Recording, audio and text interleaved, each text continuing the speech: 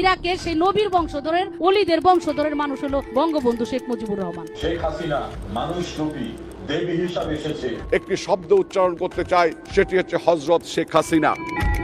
দাবি করা হয় ইরাক থেকে ধর্মপ্রচারের উদ্দেশ্যে এসে বাংলাদেশে রাজনীতি শুরু শেখ পরিবারের। তবে সুকৌশলে এদেশে হিন্দুত্ববাদ কায়েম করার চেষ্টার গুরুতর অভিযোগ উঠেছে শেখ মুজিবুর রহমান ও তার অনুসারীদের বিরুদ্ধে।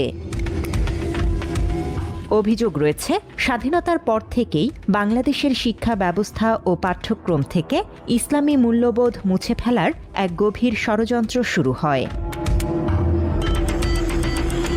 আলোচনা রয়েছে শেখ মুজিবুর রহমান কিংবা মমতাজের পীর সহ অলি আউলিয়াদের বংশধররা ইরাক থেকে এদেশে এসেছিলেন ধর্মপ্রচারের জন্য।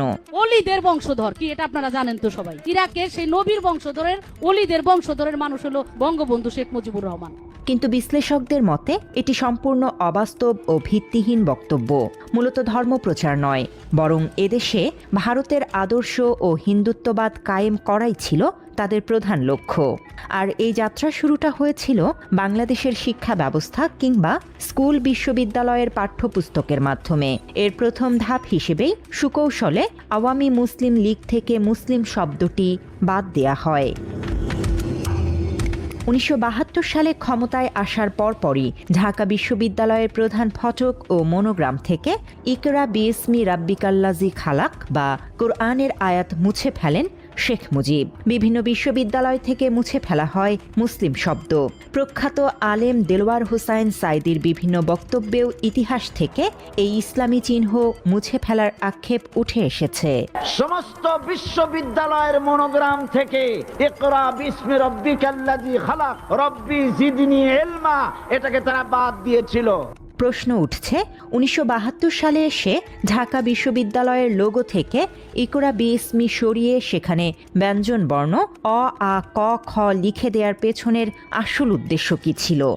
তো মূল থিমটাই ছিল শেখ সাহেবের এদেশ থেকে মুসলিম শব্দটাকে সরায় ফেলতে হবে এবং মানুষের মধ্যে একটা ইসলামী বিদ্বেষ তৈরি করতে পারলে হিন্দুদের প্রতি আমাদের একটা সফটনেস চলে আসবে। এটাই ছিল প্রথম সাইকোলজিক্যাল টেস্ট হিন্দুত্ববাদের। এবং এই সাইকোলজিক্যাল টেস্টের জন্যই ওনাকে দিয়ে দেখেন কনস্টিটিউশন যখন হয়েছে তখন বিসমিল্লাহ নাই।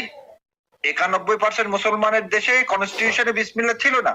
তার মেয়েও একই কাজ করছে, আল্লাহর উপর আস্থা ও বিশ্বাস সরাই ফেলে দিছে। এবং এই কারণেই যে আমাদের যে আসল আইডেন্টিটি মুসলিম জাতীয়তাবাদ, সেখান থেকে সুপরিকল্পিত ভাবে ইন্ডিয়া সরায় ফেলে দেওয়ার জন্য এমন কোন জায়গা নাই যে জায়গাতে শেখ মুজিবকে হাত দেওয়ায়নি। সাথে ব্যাপক আলোচনা রয়েছে পাঠ্যপুস্তকের রচনা নিয়েও।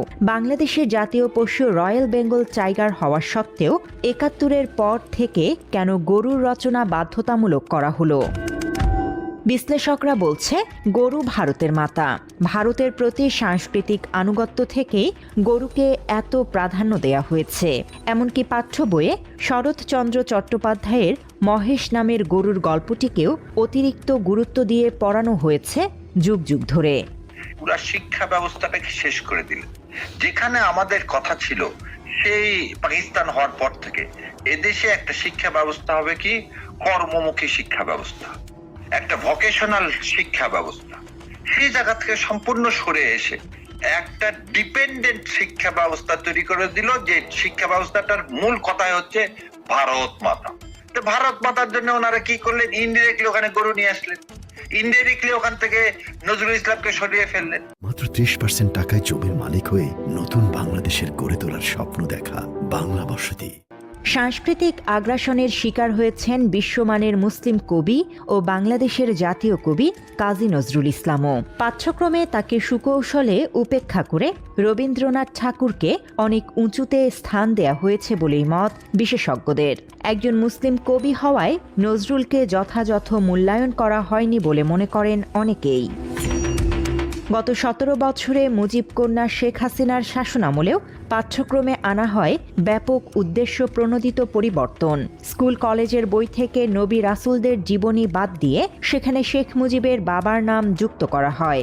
সেই সাথে ঢুকিয়ে দেয়া হয় হিন্দুত্ববাদী শিক্ষা।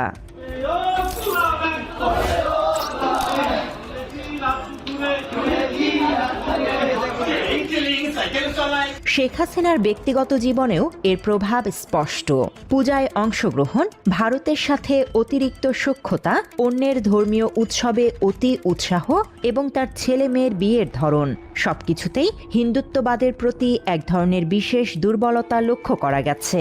তার ধারাবাহিকতাতেই যেন শেখ হাসিনার একমাত্র ছেলে সজীব ওয়াজেদ জয় ক্রিস্টিন ওভারমায়ার নামের একজন আমেরিকান খ্রিস্টান নারীকে বিয়ে করেছিলেন।